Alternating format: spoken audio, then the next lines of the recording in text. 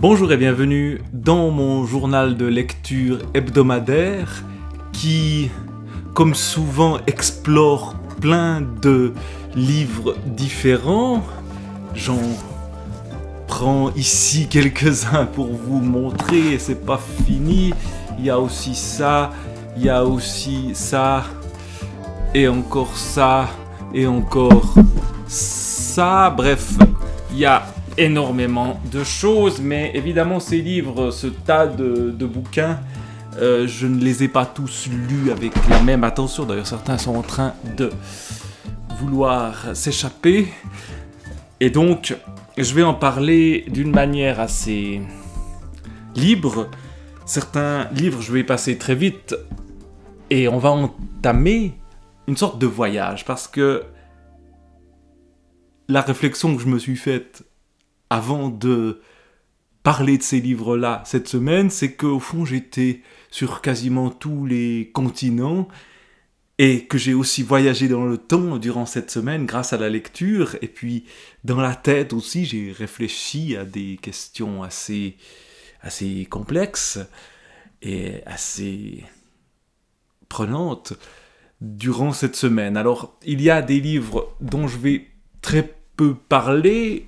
Je vais me débarrasser, non pas m'en débarrasser parce que j'ai pas envie d'en parler, mais de ces trois livres-là parce que je n'ai quasiment pas touché à eux cette semaine. Le Derborance de Ramus, toujours en lecture suivie, il y a une vidéo dédiée à ça, le chapitre 8, un petit chapitre, on arrive vers la fin, et je me réjouis de toucher au bout de ce moment de lecture plus intimiste qu'est celle de Derborance, et puis je réfléchis déjà à la suite, quel sera le prochain livre que je lirai de cette façon-là, je ne sais pas encore.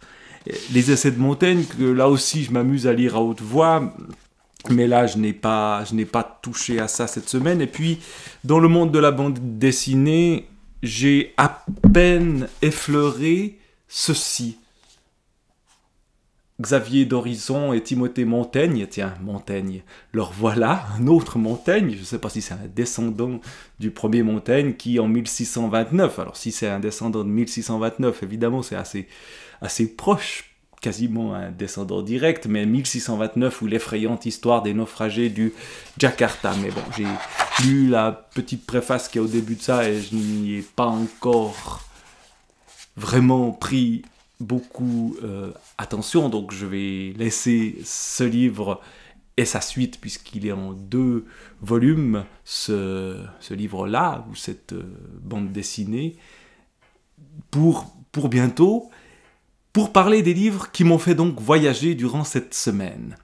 Non pas naufrager, il n'y a pas eu de naufrage, quoique peut-être qu'il y a un naufrage, et je vais commencer par ce livre-là, qui est peut-être le moins voyageur de ces livres-là, ou qui est un voyage dans la pensée, un voyage dans notre monde, Aurélien Barraud, l'hypothèse K. L'hypothèse K, c'est donc une réflexion sur la science face à la catastrophe écologique. Et évidemment, cette réflexion amène au fond à une vision différente de la science. La science est utile pour contrer la catastrophe écologique, pour essayer de lutter contre. Par contre, elle doit se dégager de toute sa gangue technologique qui pose problème.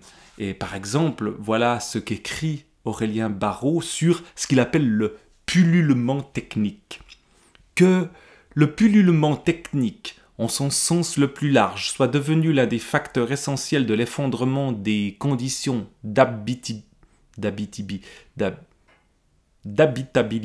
le terme est assez compliqué, il y a chez Aurélien Barraud un vocabulaire souvent compliqué, donc des conditions d'habitabilité comme d'intelligibilité de la planète ne fait guère question.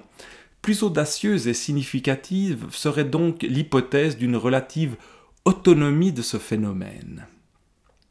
Elle peut être étayée par de multiples arguments fondés sur tout le développement ou le déploiement de notre histoire. Nous sommes en un sens devenus les hôtes consentants d'un processus qui nous dépasse largement. On a souvent ce sentiment aujourd'hui avec les intelligences artificielles, avec ces techniques dont nous sommes les composantes quasiment. Nous faisons partie de la machine. Des machines construisent des machines. Quasiment, ils n'ont plus besoin de nous. Des programmes conçoivent des programmes, avec notre entremise et sous notre contrôle, naturellement. Si néanmoins quelque chose d'essentiel nous échappe dans cet emballement insensé, c'est peut-être parce qu'il a précisément acquis une dynamique propre qui ne semble plus obéir à un plan ou à un dessein préétabli. Séparatisme. Il n'est pas aberrant de penser la catastrophe écologique à l'aune d'un déséquilibre devenu intenable au profit de la seconde entre poussée artistique et pulsion technique. Si la première doit être ici comprise comme une épiphanie continuée de culture et de porosité aux innombrables visages de l'altérité, la seconde référerait davantage à un désir impérieux d'appropriation, de la puissance d'agir, un hubris inflationnaire. La spécificité de la production technologique tient en ceci qu'elle peut, en partie, s'affranchir de ses créateurs. Nous serions partiellement devenus les esclaves, au moins les serviteurs, résignés d'un mécanisme expressément parasitaire. La symbiose s'est rompue. Et c'est là qu'il va entrer dans cette hypothèse K, après avoir montré que la symbiose s'est rompue, que le mécanisme est parasitaire. Cette hypothèse K, qu'est-ce que c'est que ce K? C'est Karkinos, le crabe, c'est-à-dire le cancer. Et nous serions aujourd'hui, d'après cette hypothèse, dans une forme de cancer. Et notamment avec cette question de l'intelligence artificielle, qui fait partie de la réflexion, pas unique dans ce livre-là, mais qui est mise en avant ici, de l'intelligence artificielle aux nouvelles générations de téléphonie mobile, en passant par les gadgets connectés, l'unique question qui n'est jamais discutée par les experts et les expertes, et qui serait pourtant la seule méritant de l'être véritablement, se résumerait à « veut-on le faire ?» C'est vrai que cette question-là, elle n'est pas posée. Il y a ces outils techniques, très nombreux, on doit les utiliser. Veut-on le faire? On a déployé tout ça sans se poser cette question-là. L'hypothèse implicite d'une évidente désirabilité de toute forme d'artificialisation n'est pas seulement fausse, elle est proprement coupable. Nous inventerons quelques contre-mesures pour amoindrir tel ou tel effet secondaire, délétère, mais nous n'envisageons jamais sérieusement la prévention. Quand les machines ou les programmes sont en croissance tumorale, et là on voit l'hypothèse K, tumorale, pratiquement plus rien ne peut être entrepris. Et voilà le danger qui nous guette. Alors que faire? Que faire face à ceci? L'hypothèse K, c'est pas seulement d'ailleurs l'hypothèse du cancer, mais aussi l'hypothèse Kafka, l'autre K. Hypothèse Kafka, angoisse légitime de l'absurde, conjurée ou affrontée par une poétique de l'attente, exhortation à se tenir, à se retenir, à se contenir devant la loi. Et peut-être que c'est Kafka qui nous sauvera. Habiter poétiquement le monde, voilà ce que nous propose à la fin de cet essai Aurélien Barraud. Et les autres livres dont je vais parler permettent ceci. Habiter poétiquement le monde et penser le monde dans une présence qui soit humaine.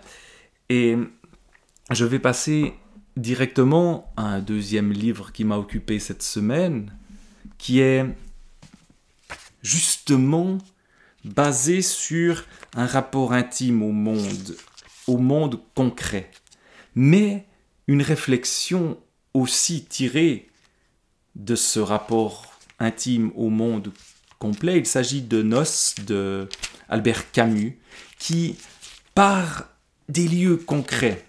Et là commence le voyage autour du monde que je vous propose aujourd'hui, par l'Algérie de Camus en 1937-38, quand il écrit ceci, ou 36-37, le livre a été édité en 1938.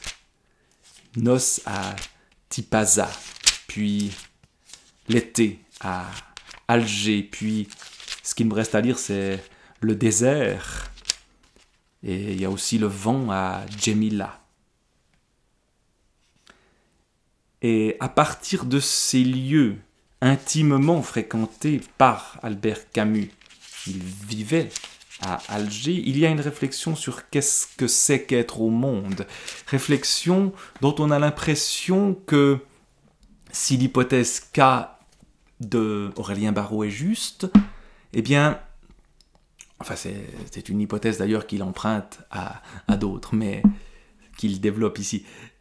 Si cette hypothèse est juste, au fond, on n'aurait pas à se poser des questions. Et pourtant, ces questions sont fondamentales. Ce sont les questions, par exemple, que pose Camus sur « nous sommes au monde et nous sommes mortels ». Il y a l'illusion du transhumanisme et d'une sorte d'immortalité chez les gourous de la tech aujourd'hui. Peu de gens comprennent, écrit Camus, qu'il y a un refus qui n'a rien de commun avec le renoncement. Faut-il refuser le monde? Ce monde qui disparaîtra en même temps que nous, qui ne disparaîtra pas, mais nous disparaîtrons nous. Que signifient ici les mots avenir? Les mots d'avenir, de mieux-être, de situation. Que signifie le progrès du cœur? Si je refuse obstinément tous les plus tard du monde, c'est qu'il s'agit aussi bien de ne pas renoncer à ma richesse présente. Il ne me plaît pas de croire que la mort ouvre sur une autre vie. Elle est pour moi une porte fermée. Je ne dis pas que c'est un pas qu'il faut franchir, mais que c'est une aventure horrible et sale. Tout ce qu'on me propose s'efforce de décharger l'homme du poids de sa propre vie. Et devant le vol lourd des grands oiseaux dans le ciel de Djemila. Et là, tout d'un coup, le concret du monde est là. Devant le vol lourd des grands oiseaux dans le ciel de Djemila, c'est justement un certain poids de vie que je réclame et que j'obtiens. Être entier dans cette passion passive, et le reste ne m'appartient plus. J'ai trop de jeunesse en moi pour pouvoir parler de la mort. Évidemment, Camus est encore jeune quand il écrit ça. Et il sera jeune toute sa vie puisqu'il mourra jeune. Mais il me semble que si je le devais, c'est ici que je trouverais le mot exact qui dirait, entre l'horreur et le silence, la certitude consciente d'une mort sans espoir. Alors évidemment, chez Camus, cette conscience de la mort sans espoir, elle est brutale, et en même temps, elle est ce qui permet l'être au monde là, direct. Ce qui permet de voir et de vivre le lieu, le vent à Djemila, ou l'été à Alger, ou quel que soit le lieu qui nous parle, les noces à Tipaza. Et cet être-là au monde, c'est ce que cherche, je crois, la littérature. Et les lieux sont essentiels pour cela. Et les lieux sont au cœur de plusieurs des autres livres dont je vais parler, ou de tous les autres livres dont je vais parler. Il y a, par exemple, Rome. Rome, avec ce qu'elle a de présent et de passé, le poids de l'histoire, les ruines. Les ruines sont présentes dans le livre de Camus. il va visiter les ruines. Gemila, ce sont des ruines, si je ne me trompe pas. Et les ruines de Rome, c'est les antiquités de Rome, de Du Bellay, avec ce double passé pour nous qui lisons ça bien des siècles plus tard, bien des siècles après la chute de l'Antiquité romaine et bien des siècles après la mort de Joachim du Bellay, qu'on a retrouvé dans les décombres peut-être de Notre-Dame de Paris. Et cette idée du temps qui fuit et qui détruit inlassablement et dont il ne reste que des ruines, eh bien, elle est aussi au cœur de ce livre-là. Cette brutalité de la conscience, non seulement de la mort individuelle, mais de la mort même des civilisations. Et Du Bellay s'applique par des images, par des comparaisons très souvent, à nous faire toucher ce que c'est que la chute, titre d'un livre de Camus d'ailleurs, ce que c'est que la chute de Rome, de ce lieu qu'il fréquente, mais trop tard. Il compare Rome, par exemple, à un arbre. Si je retrouve cette comparaison-là, un arbre qui serait un arbre qui s'effondre, un arbre puissant, solide, et pourtant mortel.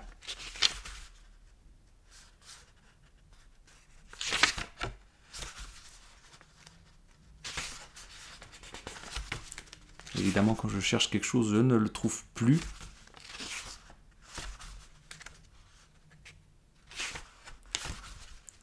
Voilà, c'est le poème 28 des Antiquités de Rome de Du Bellay.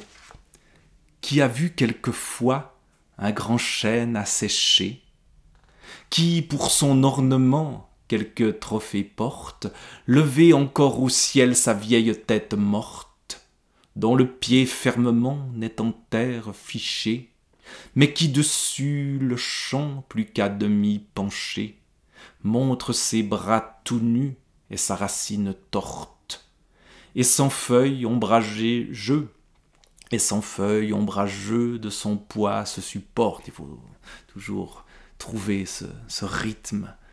Et sans feuilles ombrageux de son poids se supporte sur un tronc noyeux en 100 lieues ébranché. Et bien qu'au premier vent ils doivent sa ruine, le mot ruine est essentiel ici. La ruine, on s'imagine les pierres, la ruine de Rome, et de ces édifices romains ici, et bien qu'au premier vent ils doivent sa ruine, évidemment, le chêne et le roseau, on ne peut que penser à ça, et main jeune alentour et ferme, là encore, il faut que je retrouve le rythme, et bien qu'au premier vent ils doivent sa ruine, oui, et main jeune alentour et ferme la racine, bon, ferme pas des racines, et ferme la racine, la fermeté, c'est ça. Et main jeune alentour et ferme la racine du dévot populaire, être seul révéré. Qui, tel chêne, a pu voir, qu'il imagine encore, comme entre les cités qui plus florissent or, ce vieil honneur poudreux est le plus honoré. Cette vieillerie, est ce que l'on honore, et pourtant, ça n'est plus là, d'où les regrets qui viendront, et le songe, qui est la deuxième partie des Antiquités de Rome, que je suis en train de lire, d'essayer de me mettre dans la bouche avec difficulté, comme vous avez pu le constater dans ma tentative de lecture juste avant. Il y a un songe. Rome n'est plus qu'un songe. La réalité d'un monde passé, d'un monde antique, d'un monde ancien, nous échappe. Alors il y a le monde moderne, il y a le monde qu'on peut voir aujourd'hui. Et c'est ce que fait Philippe Ramy dans Béton armé. Béton armé, un livre sur le voyage d'un homme qui n'aurait pas dû voyager parce que sa santé n'aurait en toute logique pas permis le voyage. Philippe Ramy atteint de la maladie des os de verre, qui pourtant va voyager et qui va se retrouver à Shanghai, et qui à Shanghai va voir et décrire au plus près un monde qui peut-être n'a pas, ou qui pour lui n'a pas, ce n'est pas vrai, qui n'a pas de passé. Un monde au présent. Alors, évidemment, la Chine a un immense passé, mais Shanghai n'est peut-être pas le passé de la Chine. Et donc, il nous décrit ce qu'il voit, et il revient aussi à lui-même, à sa propre vie, dans cette description de ce qu'il voit, de cet étonnement face à un monde autre, un monde qui nous paraît étranger, qui est celui donc de cette Chine de Shanghai. Soudain, écrit Philippe Ramy, un flash au ras de l'eau. Une détonation, les gardes se tournent, jambes écartées, mains croisées sur les fesses face au feu. Le portugais balance la purée, ses fusées forment des cœurs et des planètes. Il pétarade sur Lady Gaga, Beyoncé, 50 cents, 50, je ne sais pas comment ça se dit. Ça, c'est pas de la culture chinoise qui me manque, c'est de la culture musicale. Snoop Dogg, Usher, David Guetta, Sean Paul, toute la soupe formatée Ibiza. La foule n'en revient pas, elle reste bouche bée jusqu'au bouquet final. Des méduses de phosphore incendient la nuit chinoise. Timides applaudissements. Trop MTV, pas assez zen, dit un type qui a lu mon adresse en français sur l'étiquette de mon sac à dos. Il se frappe la poitrine. Moi, étude Paris, architecte. Un grondement écrase l'assistance. Première fusée chinoise, une pluie sanglante couvre la mer, des violons jouent les 4 saisons de Vivaldi sur un tempo uniformément galopant, accompagné de miaulements façon théâtre de Pékin. Les spectateurs chantent, battent des mains, l'artificière raconte une histoire, l'hiver glacé d'éclairs, le printemps bourgeonnant, l'été incandescent, puis l'automne interminable, un voile de braise tendu sur l'horizon. Bouquet final, un coup de tonnerre dans le noir. Indifférente, les chauves-souris continuent de chasser. Voilà, il décrit ce feu d'artifice, il note ce qu'il voit. Par exemple, il note ce qu'il voit dans le métro. Changning Road, métro ligne 2, arrêt 7. Recenser toutes les personnes qui sortent de cette bouche. Éclair de la foule dans l'œil. Rose jupe trémière et ceinturon zigzag, Pocahontas, ado, grand pied ralenti par les hormones, forte chemise hawaïenne, pourtour, pas lunettes, polo, rugby, rayé vert et blanc, coiffé, bol hérisson, fillette montée en graines à chignon, boule, talons, saumon de rivière instable s'observant dans la vitrine, paire de sourcils heureux, couple tyrannique strié de bleu, infirmière ou maîtresse d'école en tablier carton, vieillard chic à serpillière et seau rouge, etc., etc. On a tout un monde qu'on essaye de décrire, un monde qui va vite, un monde qui frappe l'œil, éclair de la foule dans l'œil. Et l'écriture seule permet de saisir ceci, d'en saisir quelque chose. Et il y a aussi dans ce livre-là une réflexion sur l'écriture. Dans le dernier chapitre, voilà ce qu'il écrit. Écrire la vie, non la décrire. Écrire dans la tête de ce chien albinos emporté par les escaliers mécaniques qui mènent au parking. Écrire comme la fumée des égouts, comme la pluie des boulevards. Écrire la Chine inconsciente d'elle-même dans la plus grande virulence de la beauté. Il suffirait de s'installer dans une ville, n'importe laquelle, pourvu que son murmure couvre celui de l'esprit. Il suffirait d'attendre, comme quelqu'un qui serait assis dans un immeuble en feu, se laisser dévorer. On n'écrit jamais que sur des cendres.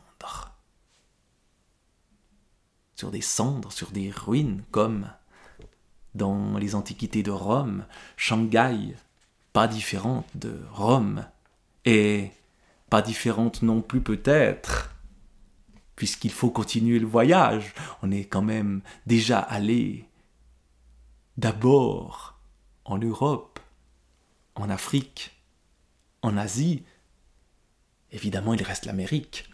Et les nouvelles chroniques de San Francisco, de Armistead Maupin, dont j'ai déjà parlé. Il s'agit ici donc des autres chroniques de San Francisco. C'est la saison 3. Il y avait déjà les chroniques de San Francisco, puis des nouvelles chroniques, et puis 10 autres chroniques. Et puis je crois que ça continue, mais là, je vais m'en tenir pour l'instant à ces 3 premiers volumes qui explorent San Francisco, mais pas que San Francisco, parce que les personnages qu'on rencontre dans cette ville, là aussi moderne, d'une autre modernité que celle de Philippe Ramus. Ceci est plus ancien, on est au début des années 80, alors qu'ici on est dans les années 2010, 2011, je crois, le voyage de Philippe Ramus à Shanghai. Ici, on est donc dans un monde moderne par aussi sa culture, par la culture gay notamment, qui est très évoquée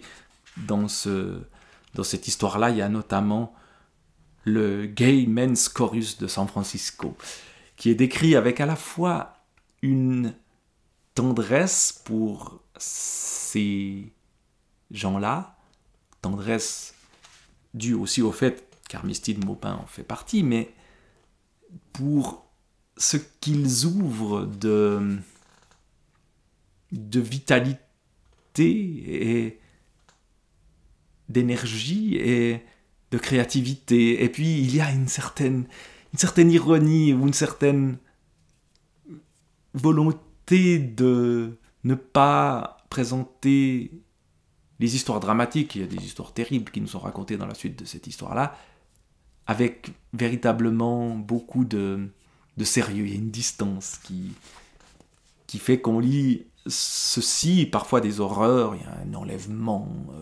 d'enfants, il y a une allusion aussi à, je ne sais plus le nom du personnage maintenant, mais le massacre de Guyana, où dans une secte, un personnage tue tous ces gens et s'échappe, et puis on kidnappe des enfants. Enfin, c'est une histoire assez affreuse, mais en même temps il y a toujours un ton un peu léger là derrière. Alors, le Gay Men's Chorus de San Francisco, présentons ce groupe-là.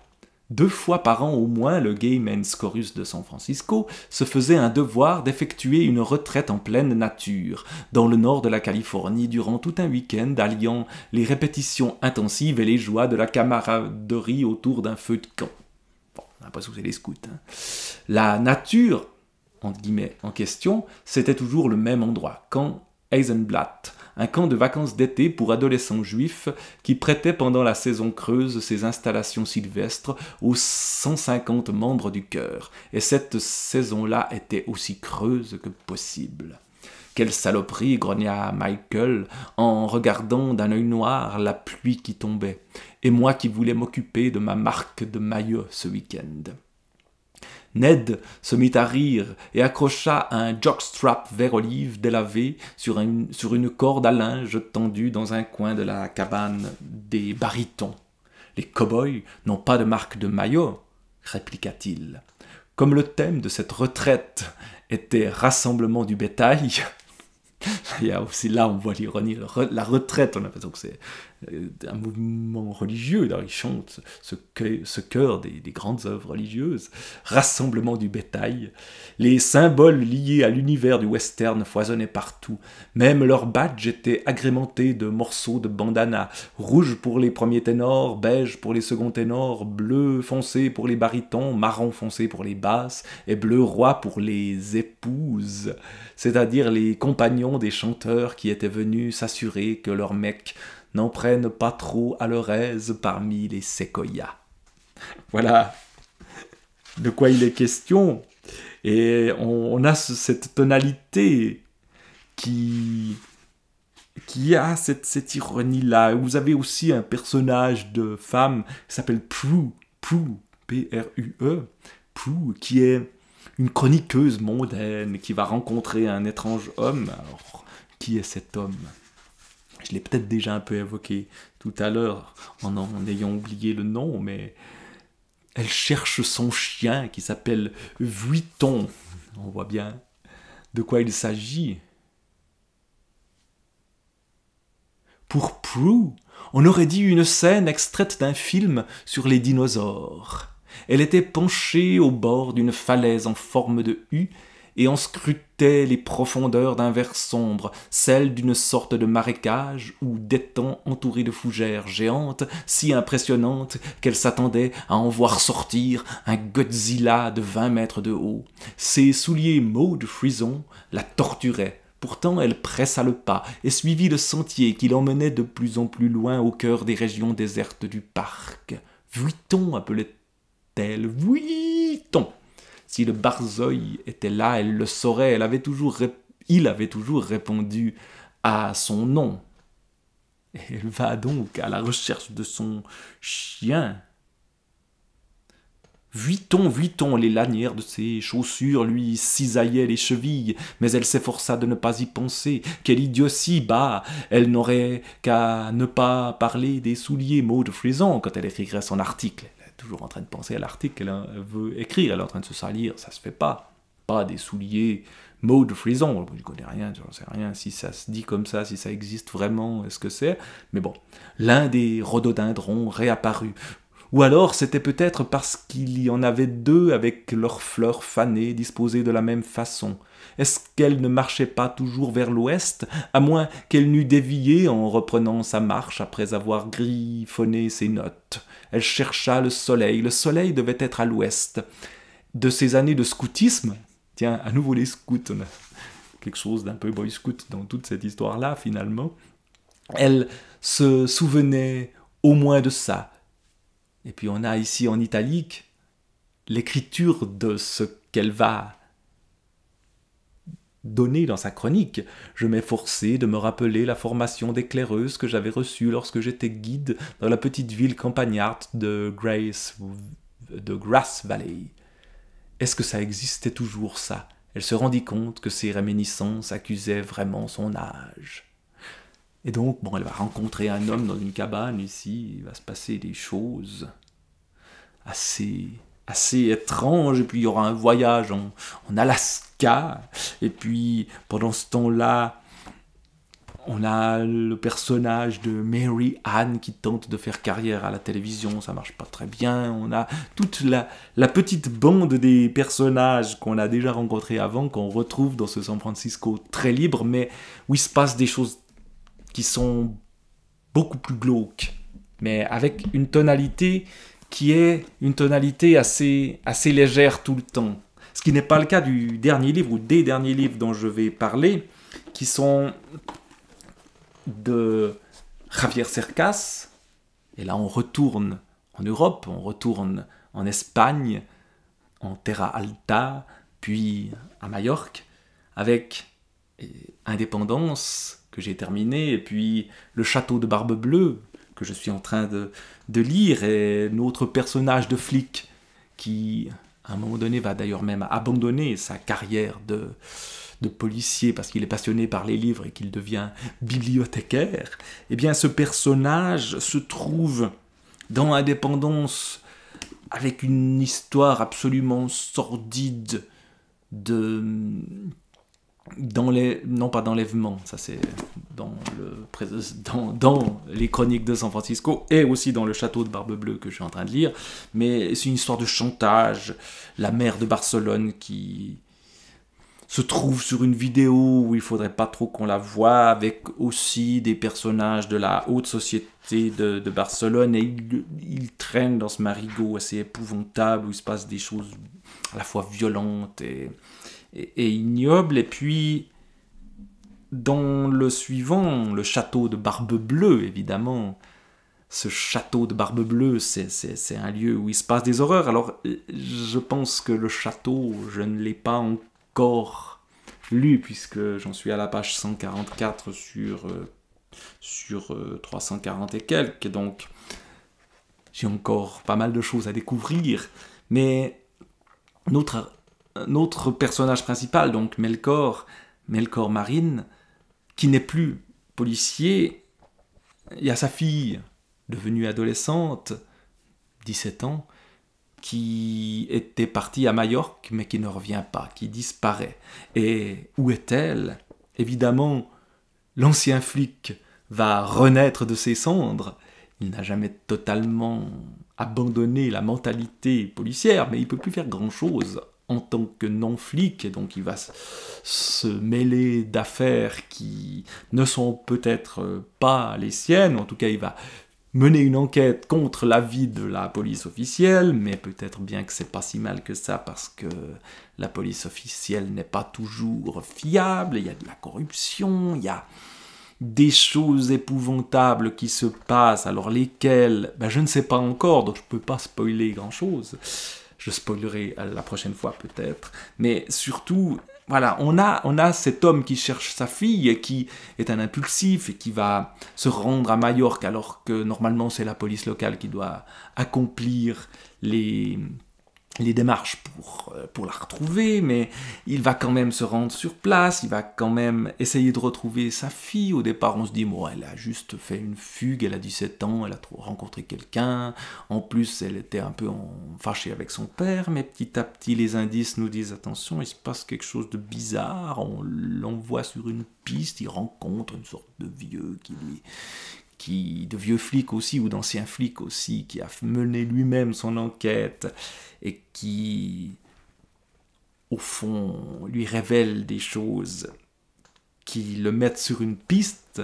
Bref, bon, on est dans du roman policier assez pur, avec aussi cette idée que le personnage de l'auteur, Javier Cercas, est utilisé comme étant une sorte de personnage du roman qui aurait écrit les romans précédents, Indépendance et puis encore auparavant Terra Alta, avec cette espèce de renversement où on se dit mais est-ce que c'est vrai ce qui est raconté dans les romans ou est-ce que ça n'est pas vrai? Et puis ensuite, ce fil est un peu trop peu exploité à mon avis, à moins qu'il le soit dans la suite, je ne vais pas donner d'avis définitif. Bref, je ne vais pas poursuivre plus longtemps sur ce livre en cours de lecture, parce qu'il y a cette peur que j'ai de révéler des choses pour ceux qui seraient tentés de lire ceci. Mais c'est une littérature qui me plaît parce qu'elle entre là dans des zones qui sont des zones très sombres et violentes. Et il y a beaucoup moins d'ironie que chez Armistice Maupin, mais il y a une plongée dans ce que la politique peut avoir de terrible, ce que peut-être la corruption, la richesse peut créer d'absolument sordide. Et malheureusement, ce sont des choses qui existent et qui font partie de ce monde qu'on a exploré durant ces quelques minutes, durant lesquelles j'ai parlé de plein de choses, un peu en vrac. La semaine prochaine, il y aura peut-être, je l'espère, chaque fois je dis ça, mais peut-être il y aura un peu moins de livres dont je parlerai, parce que j'en ai quand même terminé plusieurs. J'ai terminé le livre d'Aurélien Barraud, j'ai terminé aussi le béton armé de Philippe Ramy, donc ça je n'en reparlerai pas, du moins pas tout de suite.